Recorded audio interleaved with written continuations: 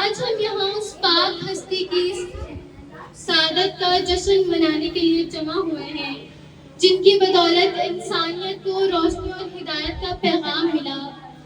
وہ عظیم ہستی اور کوئی نہیں بلکہ ہمارے سرکار دو جہاں محمد مصطفیٰ صلی اللہ علیہ وآلہ وسلم ہیں،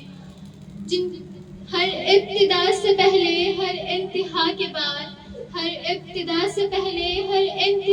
بعد ذات نبی بلند ہے، ذات خدا کے بعد دنیا میں احترام کے قابل ہیں جتنے لوگ، میں سب کو مانتی ہوں مگر مصطفیٰ کے بعد۔ صدر ذی وقار 12 ربیع اول کا دن جب بی بی آمنہ کے مبارک گھر میں حضور اکرم صلی اللہ علیہ وسلم کی سعادت ہوئی تو ہر طرف نور ہی نور چھایا ہوا تھا۔ سب خوشیاں منا رہے تھے کہ وہ جو نہ تھے تو کچھ نہ تھا، وہ جو نہ تھے تو کچھ نہ تھا، وہ جو نہ ہو تو کچھ نہ ہو، جان ہے وہ جہان کی اور جہان ہے تو جان ہے تو جہان ہے۔ میرے عزیز ساتھیوں، میرے پیارے نبی کے اس دنیا میں تشریف آوری کے بعد بے سہاروں کو سہارا ملا، بے قراروں کو قرار ملے،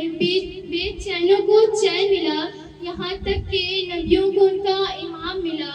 اٹھو غم کے مارو چلو بے سہارو، اٹھو غم کے مارو چلو بے سہارو، خبر یہ سناؤ حضور آ گئے ہیں، درودوں کے گجرے سلاموں کے تحفے زباں پر سجاؤ حضور آ گئے ہیں۔ اس دعا کے ساتھ آخر میں اجازت چاہوں گی کہ اللہ تعالیٰ ہمیں